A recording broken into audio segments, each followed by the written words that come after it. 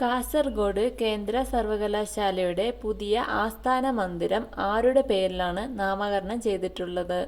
ഉത്തരം ബി.ആർ. അംബേദ്കർ. കേശവൻ നമ്പീശൻ ഏത് മേഖലയിൽ പ്രശസ്തനാണ്? ഉത്തരം കഥകളി ആചാര്യൻ. ലോകത്ത് ഏറ്റവും കൂടുതൽ സ്ത്രീകൾ ഒത്തുകൂടുന്ന ഉത്സവം ഏതാണ്? ഉത്തരം ആറ്റുകാൽ പൊങ്കാല. കേരളത്തിലെ നിലവിലെ തുറമുഖ വകുപ്പ് മന്ത്രി ആരാണ്? ഉത്തരം കടന്നപ്പള്ളി രാമചന്ദ്രൻ. ഇന്ത്യയിലെ ആദ്യ AI നഗരം നിലവിൽ വരുന്നത് എവിടെയാണ്? ഉത്തരം ഉത്തർപ്രദേശിലെ ലക്നൗ. 62ാമത് സംസ്ഥാന സ്കൂൾ കലോത്സവത്തിൽ കിരീടം നേടിയത് ഏത് ജില്ലയാണ്? ഉത്തരം കണ്ണൂർ. കേരളത്തിലെ ആദ്യത്തെ സ്വകാര്യ വ്യവസായ പാർക്ക് എവിടെയാണ്? ഉത്തരം പാലക്കാട് ജില്ലയിൽ. അക്കങ്ങളിൽ കൊത്തിയ അക്ഷരങ്ങൾ എന്ന പുസ്തകം രചിച്ചത് ആരാണ്? ഉത്തരം സേതു. വിജയകരമായി ചന്ദ്രനിൽ ഇറങ്ങുന്ന ആദ്യത്തെ സ്വകാര്യ പേടകത്തിന്റെ പേരെന്താണ്? ഉത്തരം ഒഡീഷ്യസ്. ഇന്ത്യയിൽ ഏറ്റവും കൂടുതൽ പഞ്ചനക്ഷത്ര ഹോട്ടലുകൾ ഉള്ള സംസ്ഥാനം ഏതാണ്? ഉത്തരം കേരളം. 71ാമത് മിസ് വേൾഡ് മത്സരങ്ങൾക്ക് വേദിയാകുന്നത് എവിടെയാണ്? ഉത്തരം ഇന്ത്യ. ഇന്ത്യയിലെ ഏറ്റവും സമ്പത്തുള്ള ചെറിയ പട്ടണങ്ങളിൽ ഒന്നാം സ്ഥാനത്തെത്തിയ കേരളത്തിലെ നഗരം ഏത്? ഉത്തരം തൃശൂർ. വെളിച്ചം വിളക്ക് തേടുന്നു എന്ന പുസ്തകത്തിന്റെ രചയിതാവ് ആരാണ്? ഉത്തരം A.K. പുതുശ്ശേരി. പാലിൽ ചേർക്കുന്ന വെള്ളത്തിന്റെ അളവ് കണ്ടുപിടിക്കുന്ന ഉപകരണത്തിന്റെ പേരെന്താണ്? ഉത്തരം ലാക്ടോമീറ്റർ.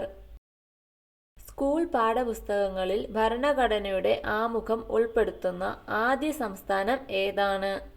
ഉത്തരം കേരളം.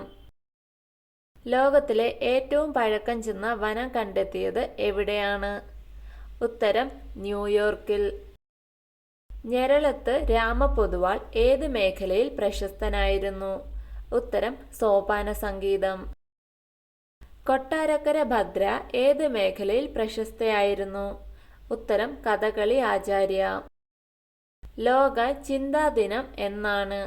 ഉത്തരം ഫെബ്രുവരി 22. 16ാമത് ബഷീർ പുരസ്കാരം ലഭിച്ചത് ആർക്കാണ്? ഉത്തരം ഇ. സന്തോഷ് കുമാർ. അന്തരിച്ച K.V. ശങ്കരനാരായൺ ഏത് മേഖലയിൽ പ്രശസ്തനായിരുന്നു? ഉത്തരം കേരള ഹൈക്കോടതി മുൻ ജഡ്ജി. കേരള സിംഹം എന്ന ചരിത്ര നോവൽ എഴുതിയത് ആരാണ്? ഉത്തരം K.M. പണിക്കർ. അടുത്ത ക്വസ്റ്റ്യൻ. 2024 ജനുവരിയിൽ അന്തരിച്ച സ്വാതന്ത്ര്യ സമര സേനാനിയായ മലയാളി ആരാണ്? ഉത്തരം K. ഉണ്ണീരി. 2024 റിപ്പബ്ലിക് ദിനാഘോഷങ്ങളുടെ ഭാഗമായി പുറത്തിറക്കിയ നാണയം എത്ര രൂപയുടേതാണ്? ഉത്തരം 75 രൂപയുടെ. ദാദാ സാഹിബ് ഫാൽക്കെ ഏത് മേഖലയുമായി ബന്ധപ്പെട്ടിരിക്കുന്നു? ഉത്തരം സിനിമാ മേഖല. പതികാലം എന്ന കവിതാ സമാഹാരം എഴുതിയത് ആരാണ്? ഉത്തരം K. രാജഗോപാൽ. കേരള സിംഹം എന്നറിയപ്പെടുന്നത് ആരാണ്?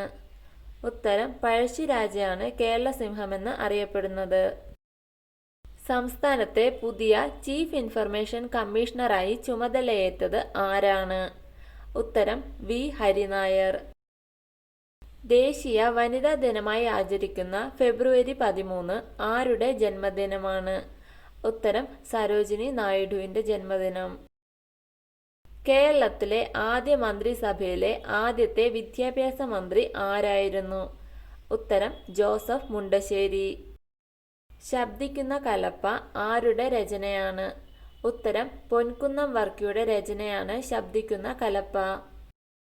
കാളയെപ്പോലെ അധ്വാനിക്കുകയും മുനിയെപ്പോലെ ജീവിക്കുകയും ചെയ്യുക, ഇത് ആരുടെ വാക്കുകളാണ്? ഉത്തരം ബി.ആർ. അംബേദ്കർ. കേരളത്തിലെ ആദ്യത്തെ സൗജന്യ വൈഫൈ പാർക്ക് എവിടെയാണ്? ഉത്തരം കോഴിക്കോട് ജില്ലയിലെ മാനാഞ്ചിറ. സ്വർണ്ണ മെഡൽ ലഭിച്ച ആദ്യത്തെ മലയാള ചലച്ചിത്രം ഏതാണ്? ഉത്തരം ചെമ്മീൻ.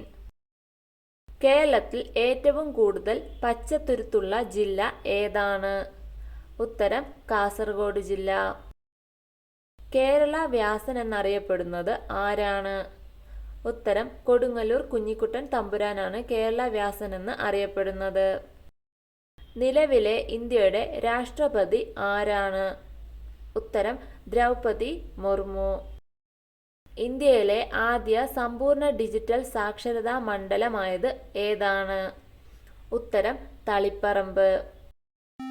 വീഡിയോ ഇഷ്ടമായ ലൈക്ക് ചെയ്യൂ. കൂടുതൽ വീഡിയോകൾക്കായി ചാനൽ സബ്സ്ക്രൈബ് ചെയ്യൂ.